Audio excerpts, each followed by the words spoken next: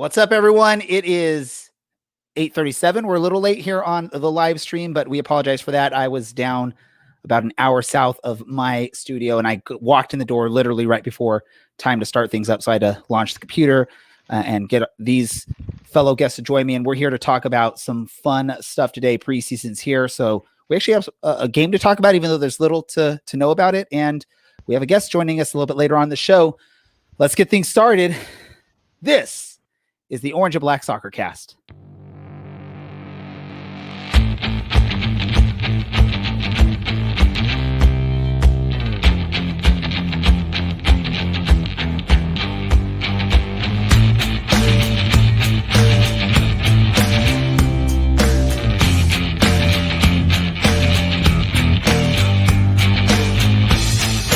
This is the Orange and Black Soccer Cast, the first and only podcast dedicated to Orange County Soccer Club, its fans, and supporters. Follow us on Twitter at OCSC_SoccerCast or on Facebook at Orange and Black Soccer Cast.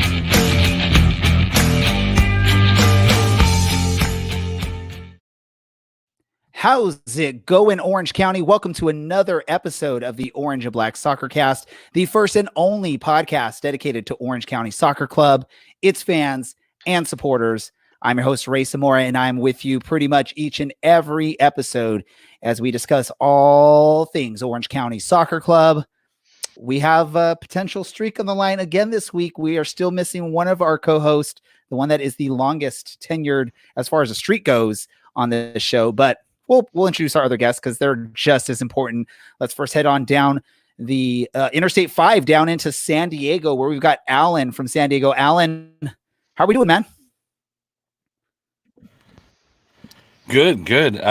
Started back with kids today in class, so it's been quite the day. I am thoroughly exhausted.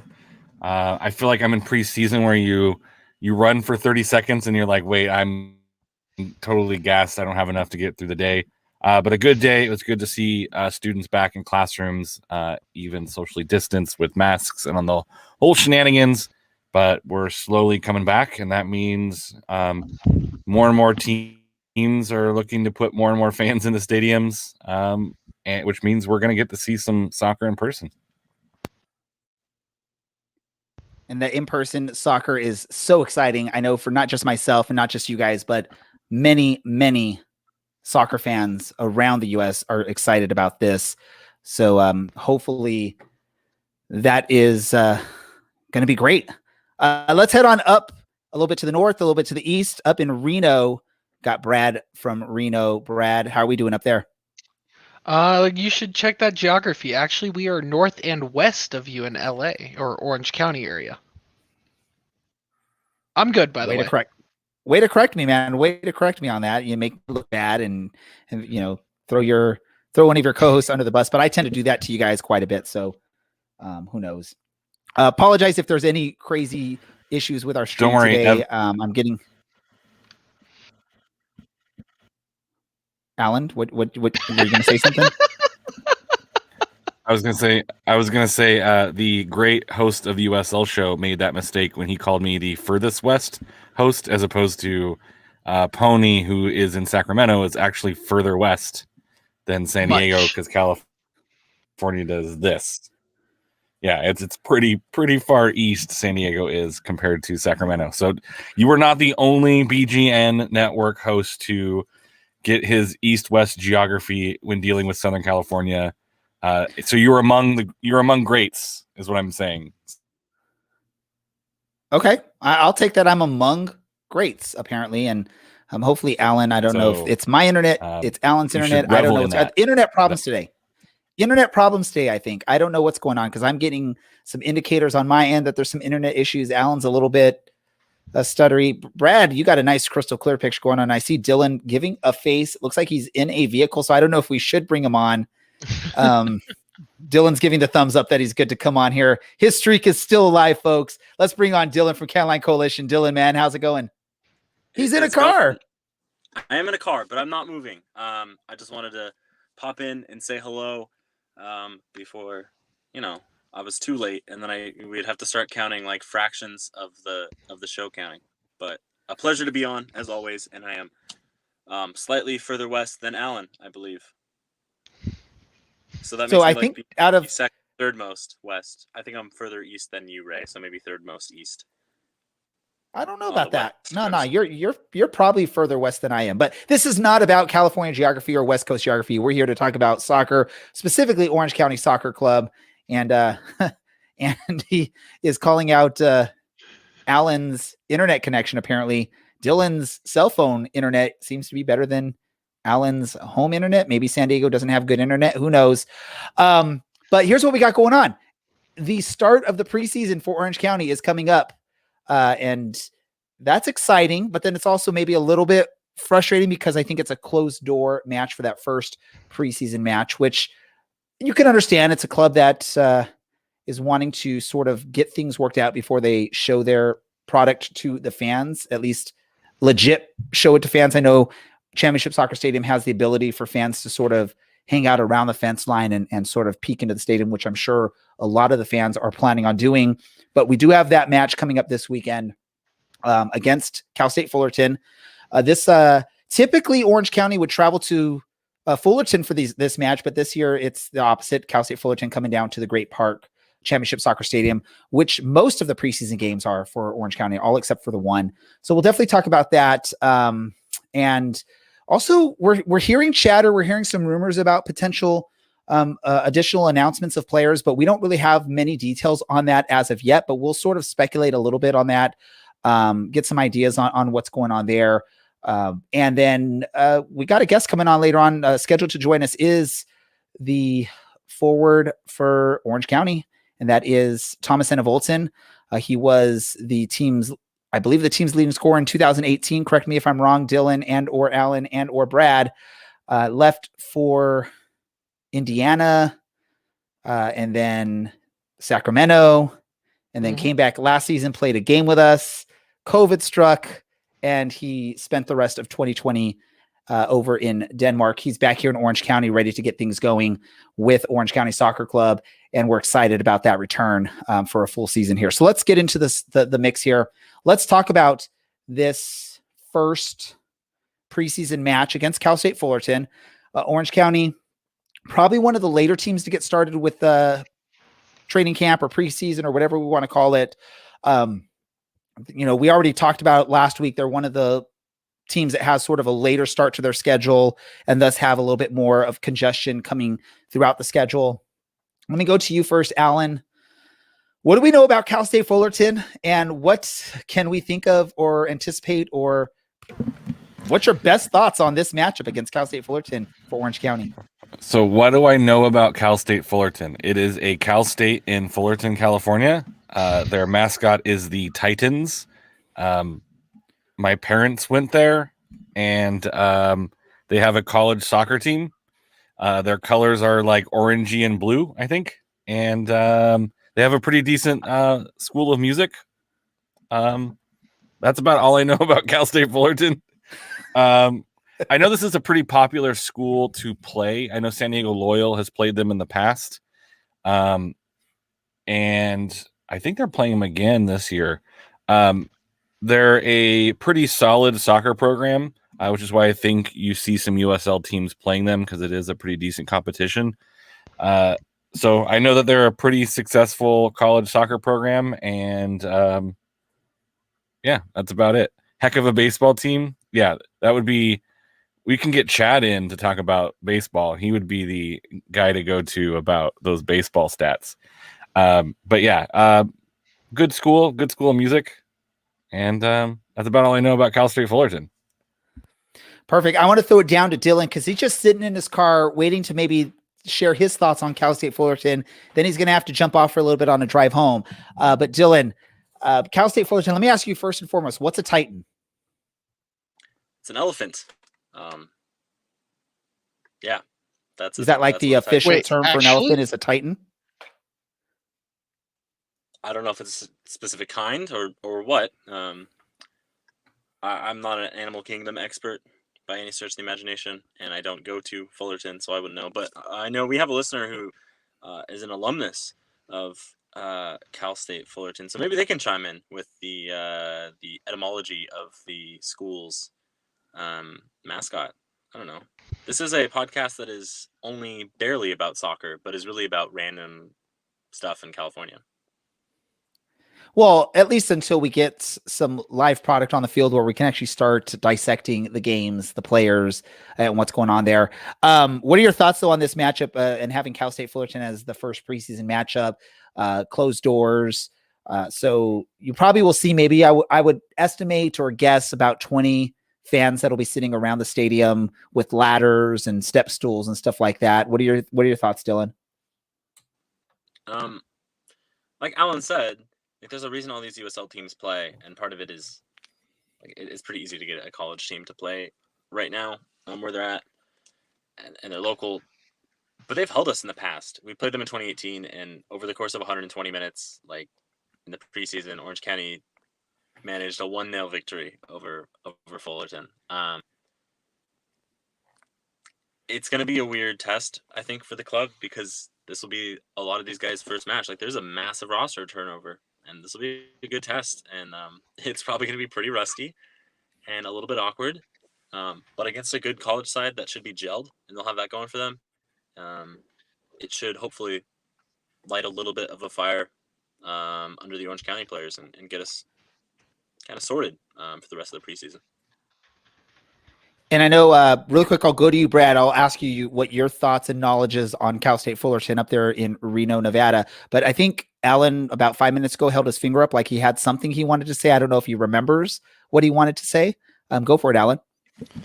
So, Cal State Fullerton, the students chose the name Titan in 1959, but on May 11, 1962, Cal State Fullerton held the first intercollegiate elephant race in human history. And that's where the elephant mascot came into play. And the elephant race was one of the biggest events in Orange County and went on to become the first major sporting event in Orange County. There you go. Question answered. Wait, so were there elephants, like the animal elephants racing, or did we have people dressed as elephants? I think it was Or like people actual riding. elephants. This was the 60s, so they didn't care about animal rights. That's true, and it would literally be the largest competition because they're huge. This is amazing.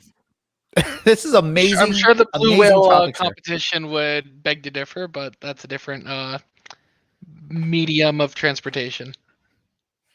So, Tell me how that's going on land. Right. Fullerton's not on the water.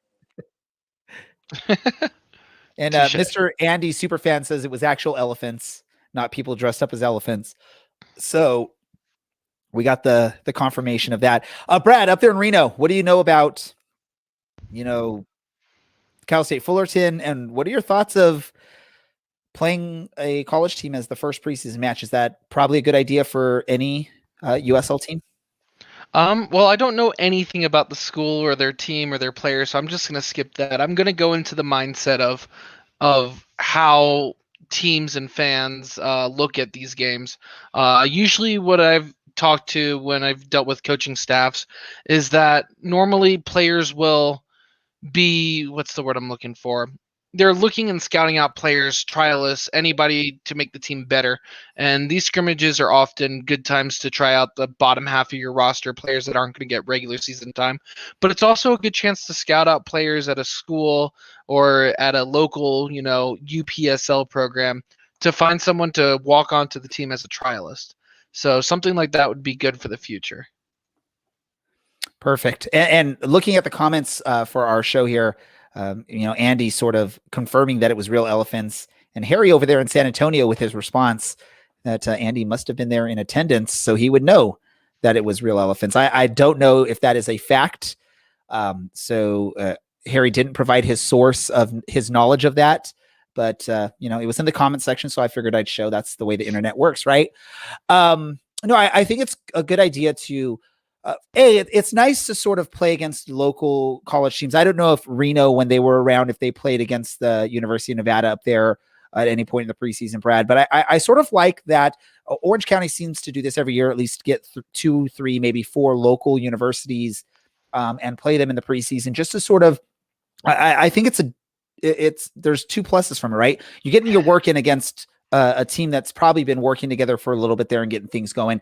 You're also just sort of, it's an opportunity to see some local talent at some of the universities, potentially get an idea of who may be someone that you want to invite once they graduate or even before they graduate. Because we've seen instances even with Orange County. I don't know if they ever played UC Irvine when Danny Crisostomo was there. I don't think they did, but Danny joined Orange County while he was still at UC Irvine in his, I believe, his junior or senior year. So, you can find these sort of hidden gem players that maybe, they're not going to have a long career as a soccer player, but they could put in a good 2-3 years at the USL level. And it helps tie you into that local soccer market and some programs in the area. And it gives you the chance to grow as a local club. Right. And that's a big part of the USL is being, these local professional teams for San Diego, for Orange County, for us here in Irvine and the surrounding areas of Orange County. Reno for a few years, they were a part of the soccer community there. So setting up these preseason matches against local universities gives you a chance to work out and work on some of your ideas of what you want to bring into the season, but it gets you that chance to work with the local universities and find a hidden gem or two, right? I mean, that's, I think, a big part of USL soccer is finding those hidden gems, because let's face it, these teams don't have the budget to go sign established, World Cup quality players, right? They're looking for those hidden gems that have that potential to grow to that level, but right now they're at the USL level, and that's that. So that's always a good thing there. Any other thoughts on the first match coming this weekend? Well, let's do this, I guess. And we'll have to ask Dylan once he gets home and he's safe and he's not driving anymore. Let's get a quick score prediction, even though, again, we don't know what's going on with this match.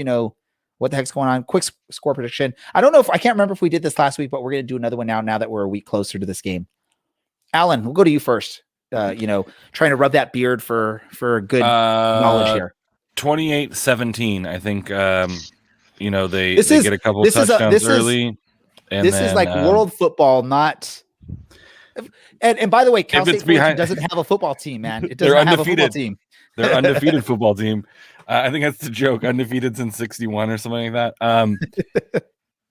These are so hard to predict, because it's like you can have a good run of form and you might be up a couple goals, and then you swap everyone out and they nip a couple off of you at the end because they keep their kids on, or their good kids on. Let's say 2-2. Sure, why not? A very knowledgeable guest there from Alan down in San Diego. What about in Reno? What's the you're in Vegas, so you can actually have sports betting and all that stuff. What's the sports line on this game?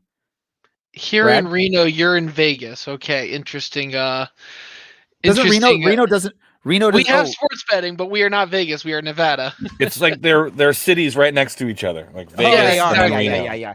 I drew a map. I put it on Twitter. You can look at it. Vegas is actually there, but it's further east of you guys. Okay, you're in Nevada. You're in Nevada, up there in Reno, Nevada. What is the what is it?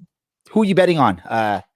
Orange County or Cal State Fullerton for a random preseason match with no implications on anything other than getting your players some work? With no implications, I don't think the sports books would put a guess on this game or a wager on this game. Given that one team's professional and one team's collegiate, probably going to have to always go with the professional team. I have 3-1 Orange County. All right. Cool. I'm going to go 3-3. I'm just going to say it's a draw. Both teams are putting in work, getting some goals. Orange County, again, this is their first actual match against an opponent for the preseason. So who knows what you can expect with that. Although there are a lot of quality players on the roster, it still is a coin flip, right? A coin toss. You're not going to really know what you're going to get out there because they've been training, they've been working, but what's going to happen when they get in the field against an opponent? That's a different story. And that's the whole reason for the preseason, right? Is to try and get your team work up and get them prepared for that first match, which is who's our first match again? Is it Tacoma, right? Yes. Am I wrong? So. I think that was the business last week where I didn't remember because it was inconsequential. So let's move ahead because we're hearing rumblings that there may be a few roster announcements coming within the next few weeks. No nothing major going on, but I'm hearing from sources within the club that there should be an announcement tomorrow. Don't know what it is, who it is. If it's someone that's going to come in and play right away, or if it's going to be one of those investments for the future, like we've seen recently with players such as Kobe Henry, Francis Jacobs, Brian Ko, or if it's going to be someone more like at the level of Chris Wehan or Adam John coming in. But keep an eye out for Orange County social media tomorrow is what I'm hearing. Fingers crossed I'm correct on that. If not, in the next couple days, we might hear something there. Also hearing down the pipeline, there may be another announcement coming. And we should hopefully at some point hear something about maybe some loanies from Rangers. We'll try and figure out more about this as things come through the pipeline, but follow the club, follow us. If we hear anything, we'll let you all know as well. I'll force Alan and or Brad to jump on the Twitter machines and post something if they can, even though now that we know that Alan's back at actual school in-person classes, he can't sit there and tell his students to take a break while he jumps onto Twitter and starts tweeting random USL news stories, even though he probably could. He's a band teacher. He could tell the kids, here, play this song. I'm listening. I'm moving my hand around while you play, but I'm tweeting with my other hand. Yeah, that's exactly how it goes, right, Alan? If you're watching the live stream, you can see it. We do have a scheduled guest scheduled to join us. And while we're waiting, hopefully he'll make it on here on time without any problems. But I want to just sort of talk about this because, Thomas Enevoldsen, former Orange County player, came or left, came back, COVID hit. Now we're back. Hopefully we're getting the 2018 Thomas Enevoldsen and getting, some good goal scoring. What are your expectations? What are your thoughts with Thomas Enevoldsen returning and now actually gets to be here for the full year instead of just starting off for one match and then heading off on loan? Alan. Yeah. I remember watching him his first game or his only game last season with against El Paso. And there were like a lot of really close moments that if he brought the ball down or if the pass was a little bit crisper, he'd be like in on goal and it wouldn't have been a 0-0 game. I think there was a lot of excitement there. And I think, you lose Aiden Quinn's ability to put that ball forward, but I think you pick up some options that are going to be able to replicate a lot of that movement. And I know those two played really well together. So I foresee a lot of fireworks for Orange County with Thomas Enevoldsen up there. I think he's really smart. I think he's puts himself in good positions, makes really good runs, and can put the ball in the back of the net. He's proven that before. So the dogs are excited about it as well. They love Thomas Enevoldsen. I just think that if he can have, even if he's like at 80% of what he was a couple years ago, you're still looking at a high quality USL guy who's going to put the ball in the back of the net. And that's, when looking at Orange County last year, that's one of the problems Orange County needed to solve. And having him back is like getting a new signing. Let me ask you really quick, Brad, because Alan brought up Aiden Quinn was there in 2018. We're going to miss out on that partnership.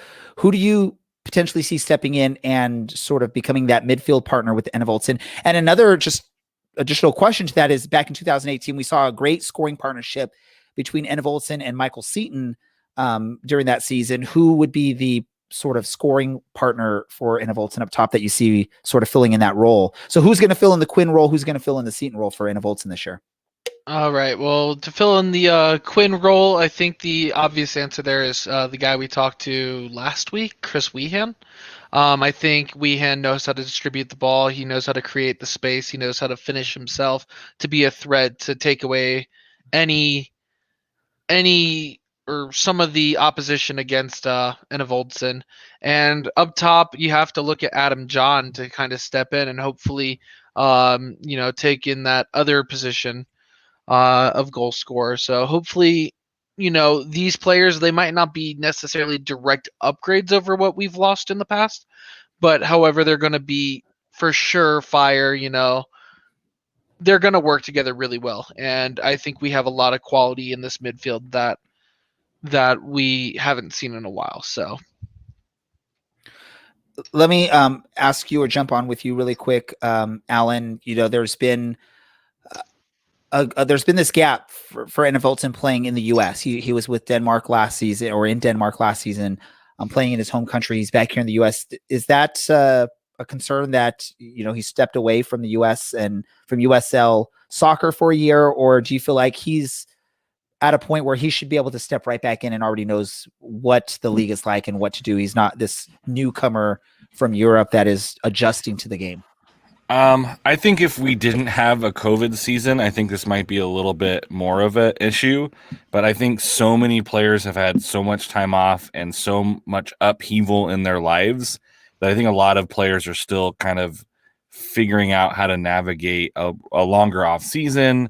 And also, I think getting back into form is going to be an issue with some clubs with the longer off season. As far as getting into form as a team. So I think if this is a normal season, maybe, but I think he's going to find that he's getting his USL feet underneath him at the same time. A lot of USL players are also finding their sea legs, if you will. And so I think it's just going to help him fit in, and I think he's going to do fine. What are your thoughts on that, Brad? Can you repeat the question again? I'm sorry. Just wanted to know your thoughts on Thomas Enevoldsen on just a year away from U.S. soccer, USL, and just being involved in U.S. soccer. Is that going to impact him, or is he enough of a veteran that should be no issues, no concerns? Maybe at the beginning of the season you'll get a slow start, but hopefully it won't be something that lingers throughout the year. All right. So I'm trying to see about what we can do to get Thomas on the call. Apparently he's not able to do a stream with us on here, so we're trying to figure out what to do. So Alan, what can you talk about? All right, Dylan's back. I'm going to bring Dylan on, just put him on the spot here. Dylan, talk about some stuff while I try and work out some technical issues here with our guest. You heard some of our questions, hopefully. Share your thoughts on those. Okay, I think it's working now. I like that it's just come on and share my thoughts and not like talk about stuff that like we've talked about. Like Alan said, because apparently this is all I'm gonna do tonight is kind of reiterate what he said. But it's been a weird year, and if you weren't on a good USL team that's a little bit rude to ourselves, but like if you didn't make the playoffs, you haven't played in a couple months. There's gonna be like no match fitness, and I think we have this really bad habit of overestimating how good the U.S. league is. We watch guys leave MLS and like struggle in the 2 Bundesliga. So guys that leave the USL, and the quality side of Thomas Enevoldsen, I don't think it's gonna be a big problem because he works so hard, and that's very clear. That he puts that effort in to keep up with like the physical side of being able to play in really bad weather against guys that are maybe 10, 15 years younger than him. And he can keep the pace, and he's smart enough to make the runs and get himself in dangerous positions and to know how to contort his body into creating a chance out of nothing, because we've seen him do it in the past where he's scored some truly random things, some things at really tight angles, and it's been successful. So I think he'll be okay. And I hope that I don't know if she's out here or his child's out here, but hopefully his partner and his child are out here as well, and he can settle down again in the U.S. because I know he liked it the first time I was out here. So basically, he better score. And if you get 80% of what Thomas Enevoldsen was in 2018, I think that's still like a 18-goal player or something. It's something crazy like that. Like it's still going to be a good return. Perfect. Again, I'm trying to get our guest on here. I'm getting a indication that he should be in our green room waiting to come on, but I'm not seeing him on my side of the mix. So I apologize for those of you that were coming on to try and hear what Thomas Enevoldsen has to say. We're working on the issues here. I'm going to ask Alan and Dylan and Brad to keep the conversation going while I'm trying to figure things out on my end, and hopefully we can get this issue resolved. I apologize. Go for it, gentlemen. To soft shoe it up. Look over here. Look over here. Look over here. Yeah, I think even with some new signings, I think there's going to be tons of depth on the team this year, which is going to come in handy. I know we talked about it last week with the run of matches in July and October. And so I'm excited to see what the end product of some of those signings and loanees are going to be, and what kind of impact they can have on the team. I think your wily veterans on the team are going to do a lot of good. And so even if I think with Enevoldsen, even if he's not in peak form, what he's going to be able to do for the team and for some of these younger players is bring a level of experience, bring a level of just kind of professionalism, and kind of model that. And that's kind of been Orange County's MO over the past couple of seasons, is a good mix of veterans and youth players. And he's one of those veterans that is going to really, you have some younger attacking players that he can take them under their wing and really develop them. And so you might see a mini Thomas Enevoldsen coming through with some of these youth players who really have quite a bit of opportunities to emulate a couple different styles of play on the front line, and kind of learn what their strengths are. And hopefully when Thomas is ready to move along and spend more time with his family, as a lot of retired soccer players like to say, and like to spend some time with my family, he's going to leave a legacy behind in Orange County that I think some of these youth players and local players are going to emulate. Was that long enough? It doesn't look like it's long enough. But it doesn't look like it's long enough. I think some of us might remember from that time that we actually got to the stand and be in the stands so many months ago. Enevoldsen does not shy away from demanding a lot out of his teammates. And I think it's fair because he clearly works really, really hard to put himself in the spots that he gets into to demand the ball. And his level of play is I mean, he's deservedly, I would say, firm, maybe a little bit hard on his teammates. And that'll be a really good test for so many of these young players on this team who are like, oh, I want to go to Europe and I want to play in Europe. It's every time a player comes over from Europe and they come here, even if it's lower division England, the first thing they say is, oh man, like training is so much slower here.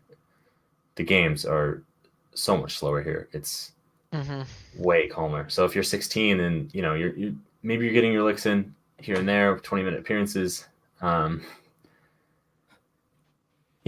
someone like our guest over here helps you get acclimated a little bit faster.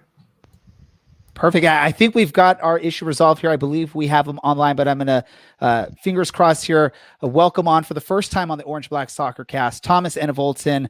Thomas, welcome to the Orange and Black Soccer Cast. Thank you, guys.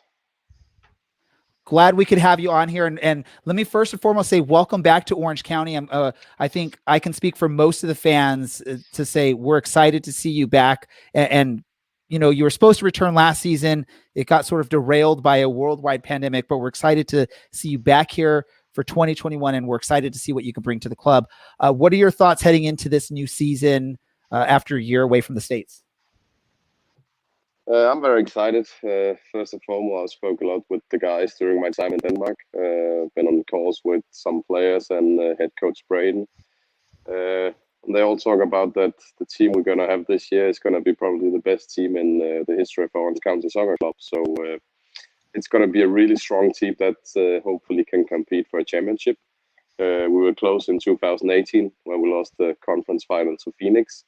But this year, I believe we have a stronger team than we had back then. So I'm really excited to get going. Yeah, we're definitely excited about that. We were sort of talking before we were able to get you on the stream here. 2018, you built a really strong partnership with players like Aiden Quinn and Michael Seaton, who have moved on to other clubs. Who are you looking at based on this roster that you can build those great relationships with on the field? Maybe someone that you're going to look forward to maybe setting you up for goals, and who can you form a great scoring partnership with on this roster? I mean, there are a lot of guys this year. Look at the new guys we brought in. We have Adam Jan, who's been a proven goal scorer in this league before, coming off a season in MLS with Atlanta. So that's, of course, shows some kind of quality. Then we have another striker up front in Eero from Finland, big guy who's looked very promising in training. So yeah, there are a lot of good players. We still have Darwin Jones, who's been here for some years, who know really well. So I'll say there are a lot of good options, and we should be a high-scoring team this year. When you were watching this team, I don't know if you know how well the streams are fed over in Europe, but if you got any chance to watch any of these matches or any of the videos from these matches from last year, you probably could see there was a little bit of pressure on the players to score goals, and I think that was leading to a lot of either not the best shots or the most successful shots, and it really, I think, hurt the team's chances of getting into those playoff spots last season. What do you think you're going to be able to bring? What is Thomas Enevoldsen going to bring to help eliminate those difficulty scoring? Do you feel like you'll be able to come and just hit the ground running, score some goals for this team with your partners that you've mentioned? I think we lost connection. I couldn't hear the whole question. That's what I get for doing like this long question. Let me ask your thoughts. You know, the teams struggled to score some goals last season. Do you have any thoughts on like why that was and what's going to change this year? I can't hear what you're saying, only see it. Can you hear me now, Thomas? Uh-oh. I think we were having some audio difficulties. We'll try and figure this out here really quick. Thomas, if you can hear me, let me know.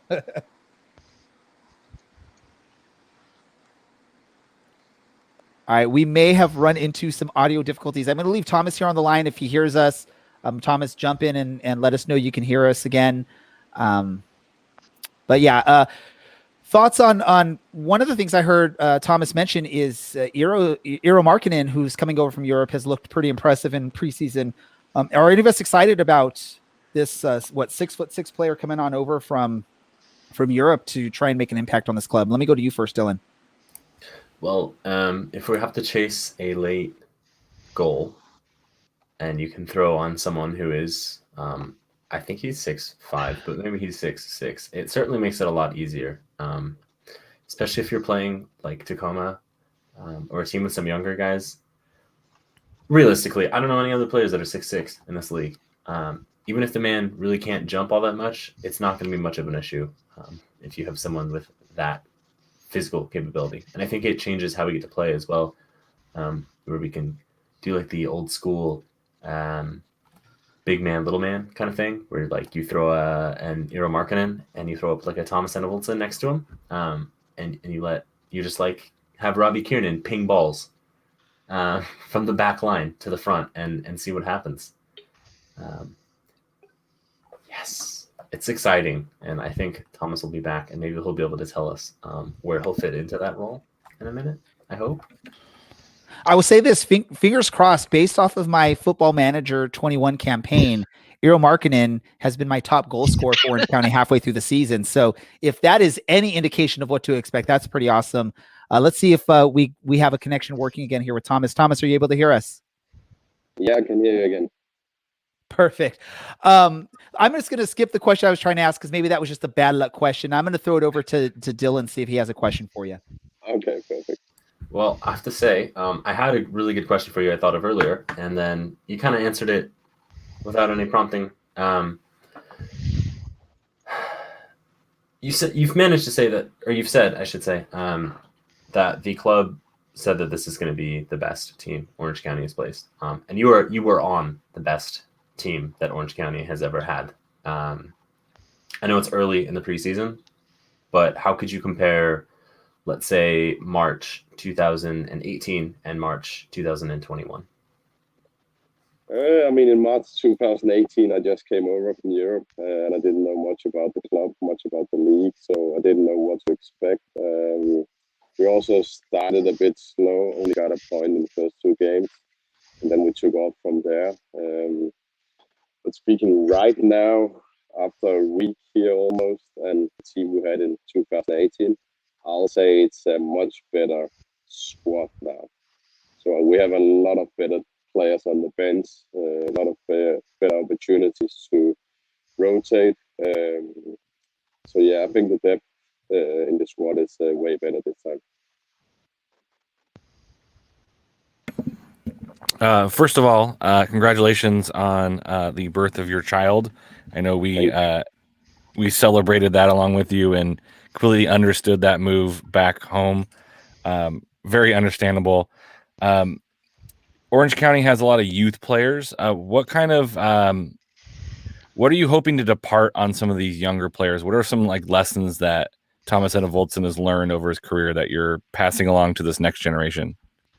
Oh, I've learned a lot of things, and actually, one of the young guys asked me yesterday, "What if I look back at my career, if there was something I would change?" That's a very tough question, because when you look at a career, I've been playing professional since I was 18, so it's almost 16 years, and it's like a long education. You learn along the way. You have different coaches, play with different teammates. You get injuries. You play different positions, so it's just like a really, really long education you get throughout your career. And I'm a much cleverer player and person today, of course, than I was when I was 18. Of course, there was things I regretted in my career, but looking back and when I was in the moment, I thought at that time I made the right decisions, but you will only know when you have done it. And yeah, if you did something wrong, you have to make up for it. All right. So, Thomas, can you hear me? Yeah. All right. So, Thomas, one of the things that Orange County has always consistently done over the past forever, it seems, is they've always brought in some good youth talent. Is there any youth talent on the team that you're working with right now that you're looking forward to working with during the regular season? Anybody that we haven't talked about here on the show that maybe is going to play a bigger role than we thought? That's a tough question also, because there is some really good young talented players. And as I said, I've only been here for like a week, and the first few days we trained was a lot about running, so I haven't seen much of the young guys playing yet. But I trained a bit with Francis last time I was here for a short month before the pandemic hit. And you can see he's a talented player, but of course he's still very young and still have a lot of things to improve. When you're in the right environment and you work hard, yeah, there will be chances for him. But yeah, as you say, there are a lot of young players on the team, and I'm excited to see how they progress throughout the year when I get to know them more and when I get to train with them some more. That's definitely an exciting thing. And you brought up Francis. I know a lot of fans watched him on the documentary, the Rangers/Orange County Soccer Club documentary, where he made that bold statement that he sees himself as being one of the best players in the world. Do you see that from the limited time you had working with him, that he could potentially reach that type of level? Is that a realistic goal for him? I mean, of course it's realistic, but it's also a very, very, very difficult statement to make. I mean, if you want to be the best player in the world, you should probably look at who are the best players in the world. And if you look at one of them, Cristiano Ronaldo, and the work ethic he puts in, it's not only about being in the club, what you do there. It's about a lifestyle. And I know this guy because I know someone who's close to him. And every minute Ronaldo lives, that's about his professional life. I mean, he's not doing anything that doesn't give him, I should say, that's not about like for him to be the best player on the field. That's about sleep. That's about what you eat. I mean, even his spare time. And I also saw him one time said that what he hated most was like every afternoon when he had to go to the gym and he was playing with the kids, he just had to call it off with the kids. And that was tough sometimes because the kids enjoyed it and he enjoyed it. But if he wanted to be the best, he had to put in the work. So sometimes you have to make tough decisions. So if Francis is up for that, I wish him all the best. I'll try to help him, but it's very tough. Perfect. Let's just ask you a couple fun questions here to wrap things up, and then we'll let you go, Thomas. I'm just going to ask you quickly, what would be your top 5 all-time soccer, football player list, all-time players, what would be your top 5 list? Number one, probably Ronaldo. As I said, I've really enjoyed watching him over the years, and what I really enjoy also is the work ethic he puts in. He's always been a talented player, but he would never reach the level he has without how much he's been working on it. He'll be my number one. Then I'll probably put Messi as number 2. It's always been who's the better of them, and I'm going for Ronaldo there. Third one probably be Frank Lampard. I'm a big Chelsea fan, and he was my favorite player playing back then. And in my opinion, the best midfield player England has seen. He probably scored in 1/3 of the game for Chelsea as a central midfield player. That's an unbelievable stat. And from there on, then it's gonna be difficult. I'll put Zlatan, of course, also, because he's just a fun player to watch. I was lucky to watch him when he played at Galaxy, and he's just. I mean, he's not Messi and Ronaldo, but he's definitely more entertaining to watch play than them because he's doing a lot of fun stuff and scoring some crazy goals. So he has to be there. And the last spot, you had to give me that question a few hours ago, and then think about it. But that's for sure. 4 players I'll have on my list, and the 5th one, I'll have to think more about that. Well, I'll say, Thomas, think about your 5th one, and when we can get you back on the show, you can share who that 5th player would be at that time. Good idea. Dylan, fun question for Thomas. We'll just say it's you, Thomas. You can be your own 5th favorite player. Let's do that. Let's do that. Yeah, it's pretty humble there. Thomas, what is your favorite vegetable, and how do you prepare it? Oh, that'll be avocado, actually, because I think you can use it in so many things. Like every time I make an omelette for breakfast, I'll have avocado on it. You can make avocado toast. You can do it like have a nice guacamole. You can put it in salad. So avocado is something I use very much when I cook. I love it. Oh. Fan question: does being a father make you a better footballer, or does being a footballer make you a better father? Oh, tough question. Of course, it's very new to me. She's 8 months now, and I wouldn't lie, it's also a tough job to be a father, especially in the beginning. There is the things with sleep, which is very important for footballers, but now I have someone who controls my sleep. That's not myself, that's the baby. And actually, last night was not good. The first week over here has not been good because of the jet lag. So that's been really tough. But when I get on the field and come home from training and see her smile, that's something enjoyable that you only will feel when you're a dad. Now because of the pandemic, I only got to play a few months back in Denmark as a father. I haven't really tried it over a longer period, so it's tough to really answer the question. All right. Well, I guess I'll go back to the silly questions. If you could have only one type of cheese for the rest of your life, what type of cheese would it be? Cheddar, because I always use that on my omelette, and that's like next to avocado. That's the next best thing on the omelette. So that'll be cheddar. You can't go wrong with avocado and cheddar on an omelet. For those of you that eat eggs, I'm not a huge egg fan, so I can't relate. But that sounds like a good mix. Yeah, it is. That's a really good mix. Well, we want to let you go. We don't want to take up too much of your time this evening, Thomas, but just want to give you a chance. Any last message you have for any of the fans as we head into the preseason and the regular season just about a month away? Yeah, just looking forward to see you back at the stadium. It's gonna be fun when we finally can play in front of fans. It's been tough playing without. I was back in Denmark and we had limited fans for a period of time, which was only 500, and then it was down to no one. And that's not the same as you really know how important fans is to this game. It's just different to play in front of fans. Some games feel like friendly games without them. So I can't wait to see you all at the stadium, and hopefully it'll be a very successful year. Awesome. Yeah. And the fans are just as excited to get back into the stands and watch you guys play and support their favorite USL and local soccer team, Orange County Soccer Club. Ladies and gentlemen, that's Orange County Soccer Club forward Thomas Enevoldsen. Thank you, Thomas, for joining us, and we look forward to having you back on the show in the near future. Thank you, guys. Awesome.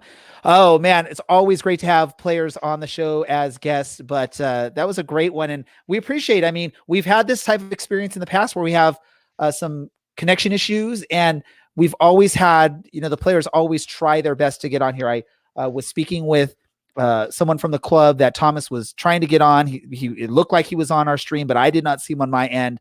But instead of just giving up on it and moving on, they worked with us, tried to get on there. And even though an audio issue later on, hey, let's try and jump back on, and it worked out perfectly. So we appreciate when any of our guests are willing to go through that much work to try and make this work, because we want you all to be able to hear, and we want to hear what they have to say as well. I mean, I'm not going to lie. We love talking to the players just as much as you like hearing what they have to say.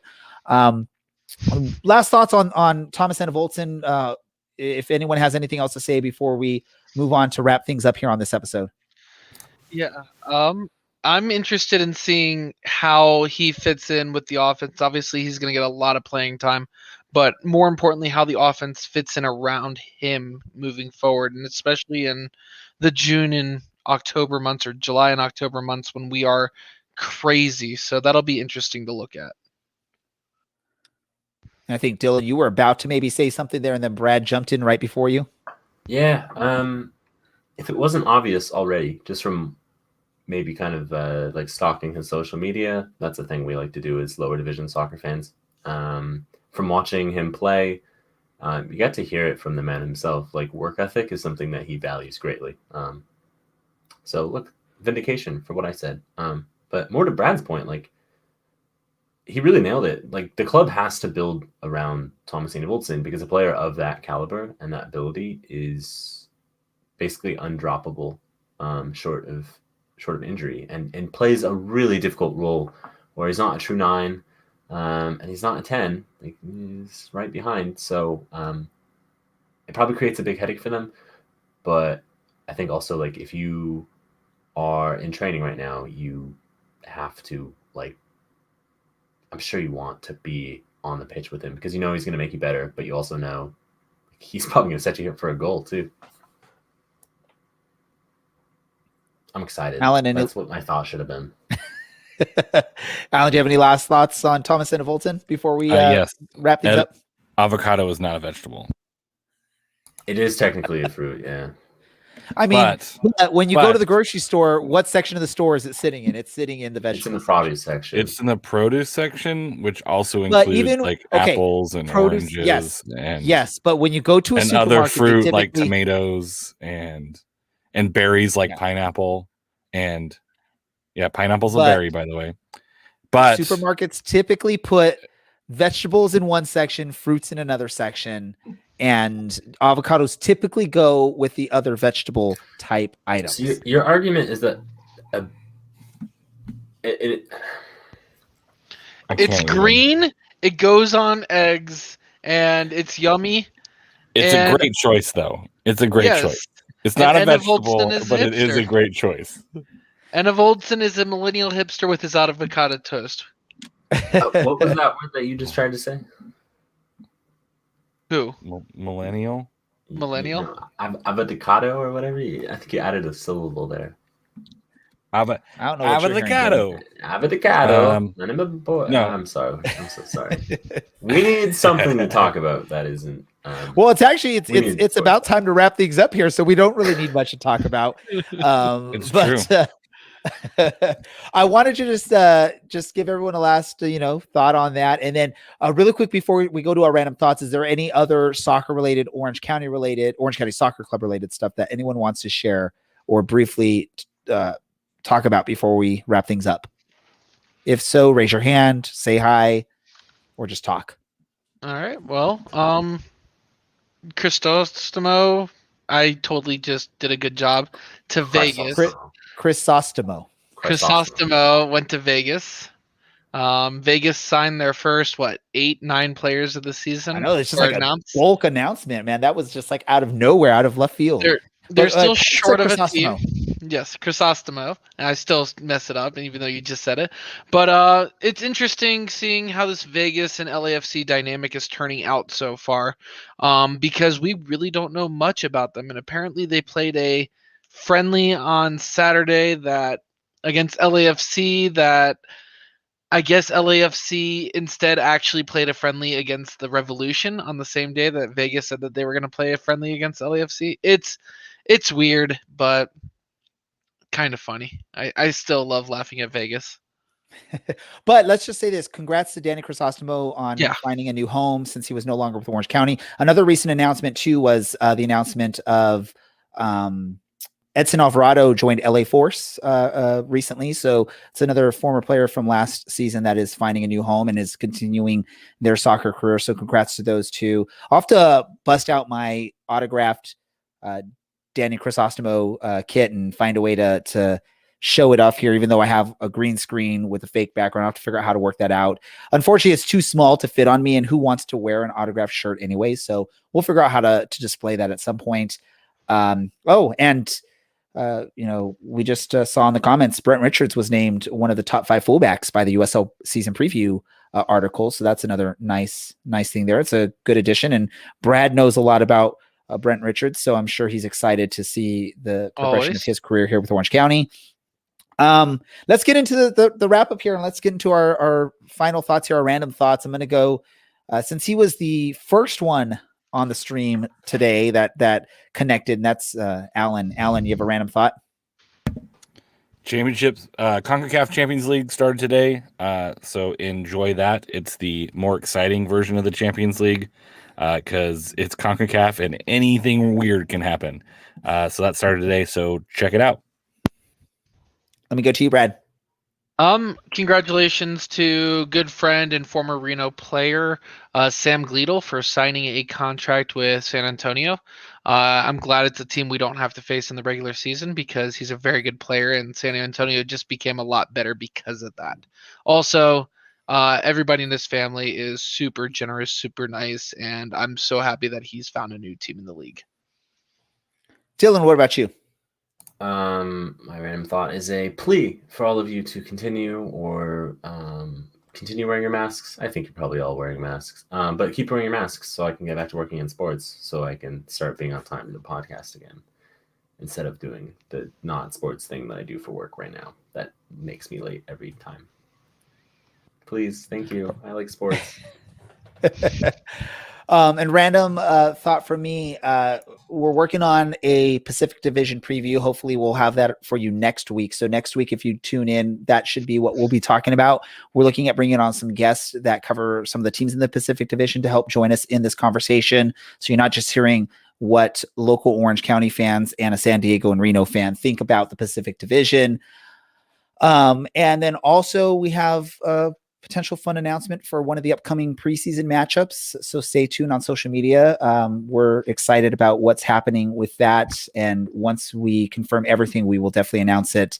And hopefully you'll be as excited as we are, because it's pretty cool. Want to say thank you once again to Thomas Enevoldsen for joining us and also going through the technical difficulties and making things work out and having a great interview with us. Again, we like to hear players' thoughts on soccer and just other fun, random stuff like avocados and Geography. whatever else we're talking about. Geography. Well, no. Yeah. Okay. And also want to say thank you to you, the listener and viewer who tune in or listen to us on the podcast each and every week. We appreciate that. That's the reason we do what we do. We love talking about soccer, but if literally we were doing this for the last 3 years and no one is listening to us, I don't think we'd still be going strong, but we do have people that actually listen to what we have to say. So we keep going and we have fun doing this. So we appreciate that. If you've just found us on the podcasting world or live streaming world, go back and listen to some of our old episodes. You can either look for them on our YouTube channel, or you can go onto our website and listen to any of the old episodes and enjoy what we've had to say since day one, since it was just when it was just Dylan and myself and we were figuring out how to do this thing. Yeah, don't go back that far. But I want to really quick social media from everyone. Alan. Underwood48 on the Twitter machines. Brad. Pal in the Sky on the Twitter machines. Dylan. At OCSC_Dylan on Twitter. and /u/OCSC_Dylan on Reddit. Perfect. And you can find me on Twitter at DJ Ray Samora. You can also find the podcast on Twitter at OCSC_SoccerCast. You can go to our website, OCSCpodcast.com, to listen to all of our past episodes, read anything we've written about Orange County Soccer Club or soccer in general, or just, look around, find stuff that we don't even know is on the website. If you can find it, let us know. Yeah. Thank you everyone for listening. I think we're good to go from here. This is the Orange and Black Soccer Cast, and we are out.